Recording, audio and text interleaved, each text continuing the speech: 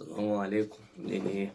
من زمان اوي عن الفيديوهات الطويلة اللي بالعرض دي، ما عملتهاش بقالي فترة كبيرة جدا. يعني آخر فيديو منزله دول كان من حوالي 6 شهور، أو مش عارف والله بقالي، بس بقاله كتير، 6 شهور حاجة زي كده.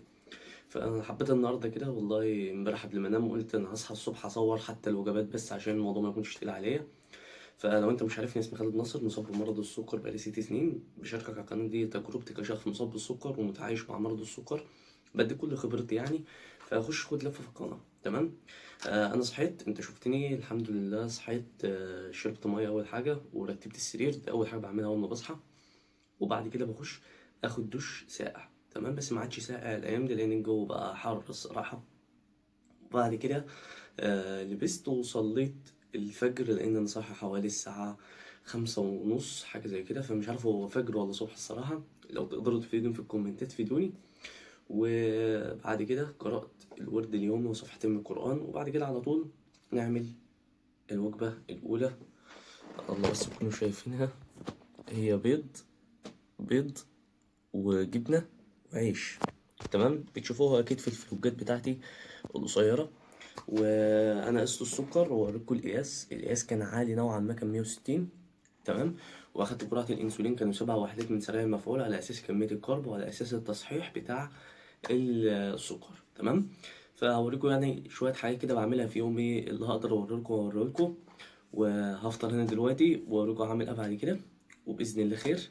وأتمنى الفلوج يعجبكم. خلصت الفطار وعملت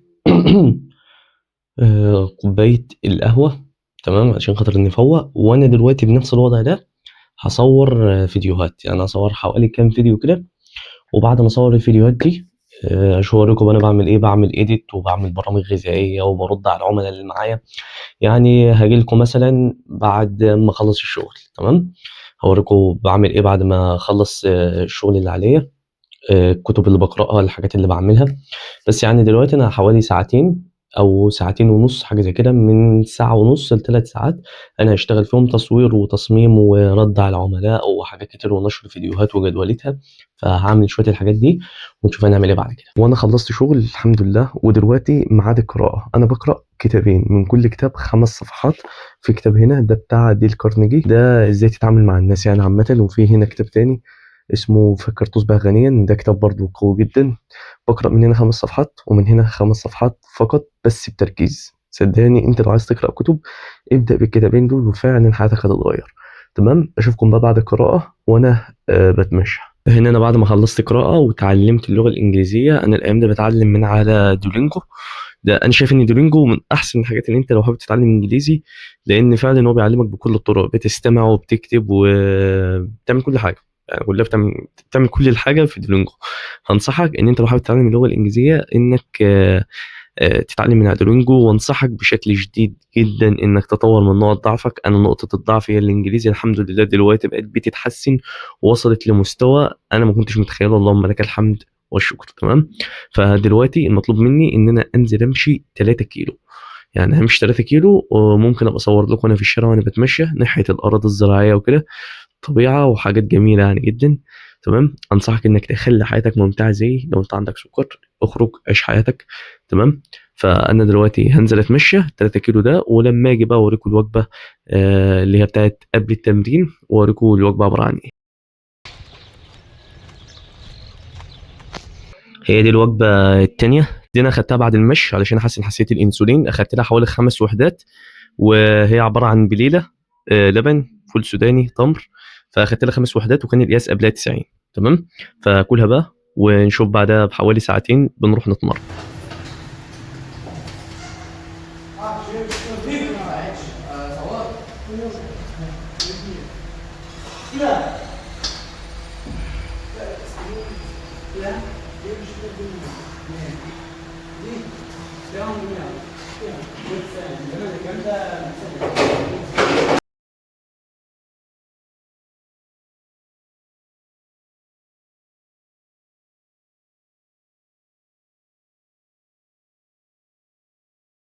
وزي ما انتم شايفين دي الوجبة بتاعت بعد التمرين: رز، بطاطس، سمك. ودي بتكون وجبة بعد التمرين، وأخدت لها حوالي 9 وحدات لأن السكر بتاعي كان ارتفع حاجة بسيطة ما أكذبش عليكم. وصل اللهم صل على النبي، وصل حوالي 180 حاجة زي كده. أنا باحاول أخليه في الرينج اللي هو ما يزيدش عن 140. تمام، حتى لو في ناس بتقول ان هو من 90 لحد 180، انا بفضل ان هو يكون 140، وبشوف ان ده افضل مستوى. تمام، فاخدت يعني كله على بعضه 9 وحدات، لان انا بعد الوجبه دي انا باخد زي تسالي كده، باخد فول سوداني واسمه لب، وبشرب مثلا مشاريب فيها كارب نوعا ما. فيعني كله على بعضه 9 وحدات، واكل الوجبه دي وبس كده. لسه وجبه اخر اليوم هوريها لكم، وهوريكم برضو انا عامل ايه بعد الوجبه دي. حطوا لي التاني، عامل لهم باي باي. عبد تاني.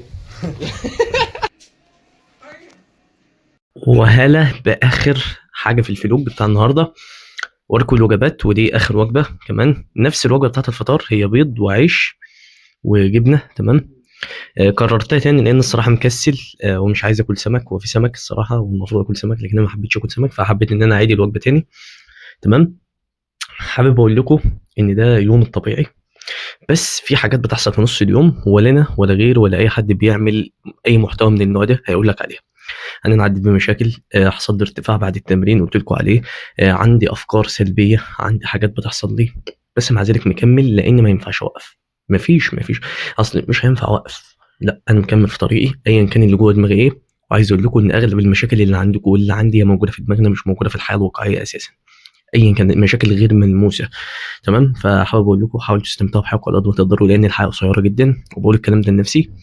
ولو حابين فلوجات اكتر قولوا لي اعمل لكم. وايه رايكم بقى في المايك الجديد، موبايل جديد؟ انا بحاول اظبط الدنيا على قد ما اقدر. وبس كده. انا عارف ان في ناس كتير بتشوف الفيديوهات دي مرضى سكر بس، او 50 نفر، 60، 20. تمام، دول المتابعين. تمام، في الفيديوهات القصيره بتجيب اكتر، لكن الطويل مش بيجيب كتير.